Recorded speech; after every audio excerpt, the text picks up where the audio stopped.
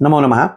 महालय पक्ष सुरू झाला आहे आणि बऱ्याच जणांना ज्या महालयात आपण ज्या गोष्टी ब्राह्मणाला दान करतो त्या कशासाठी करतो किंवा त्याला दिल्यानंतर ते पितरांपर्यंत पोचतं का, असा प्रश्न बऱ्याच जणांना पडलेला असतो. बऱ्याच जणांनी मला हा प्रश्न विचारलेला आहे.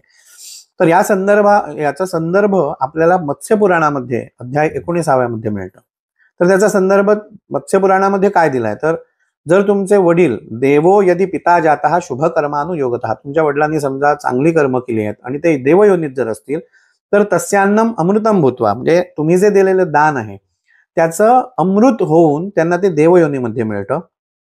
बराच मोठा संदर्भ आहे, थोडक्यात मजकूर सांगायचा प्रयत्न करतो. त्याच्यानंतर आहे दैत्यत्वे भोगरूपेण, दैत्य योनीत जर गेला असेल तर त्याला भोगरूपाने त्याला ते अन्न मिळतं. पशुत्वेच्या तृणम भवेत, पशु आदी जर झाले, पशु योनीमध्ये जर गेले तर त्यांच्यासाठी गवताधिक जो त्यांचा अन्न भाग आहे तो त्या भागामध्ये त्यांना तशा पद्धतीनं तो मिळतो.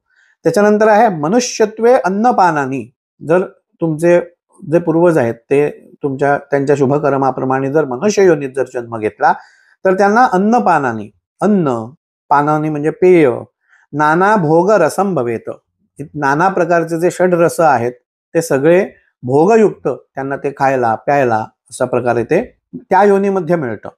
रतिशक्ती स्त्रिय कांता भोज्य भोजन शक्तीला, रतिशक्ती म्हणजे रतिशक्ती, त्याच्यानंतर स्त्रिया हा कांता म्हणजे आपल्याला पत्नी रूपी सुद्धा ते अन्न मिळतं.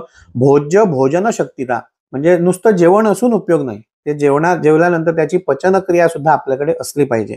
तर भोजन शक्तीता म्हणजे काय, तर आपली पचनशक्ती सुद्धा त्याला दिल्यानंतर त्याचं फळ म्हणून आपल्याला हे सगळे भोगरूपी आपल्याला भोगता येतात. त्याच्यानंतर हे जो श्रद्धा पुष्पमिदम प्रोक्तम फलम ब्रह्म समागमः आयुः पुत्रान धनम विद्याम स्वर्गम मोक्षम सुखानिच, हे सगळं मिळतं श्राद्ध केल्यामुळे. राज्यंचैव प्रयच्छन्ति प्रीताः पितृगणाः नृणाम, म्हणजे तुला राज्य सुद्धा जर हवं असेल तर हे प्रीत म्हणजे तुमच्यावरती प्रीती असलेले जे पितर आहेत तुमचे, ते तुम्हाला त्या गोष्टी सुद्धा तुम्हाला देण्यास मागे पुढे बघणार नाही आहेत. त्यामुळे या पितृपक्षामध्ये, या श्राद्ध पक्षामध्ये अवश्यच महालय श्राद्ध तुम्ही करावा. शास्त्रसंमत आहे आणि त्यांचं जे दिलेलं दान आहे ते कुठच्या योनीमध्ये कुठे कुठे पोचतं याचा संदर्भही तुम्हाला दिलेला आहे. त्यामुळे सर्वांनी पितृपक्षामध्ये तरी महालय श्राद्ध अवश्य करावं असं म्हणतो आणि थांबतो. धन्यवाद.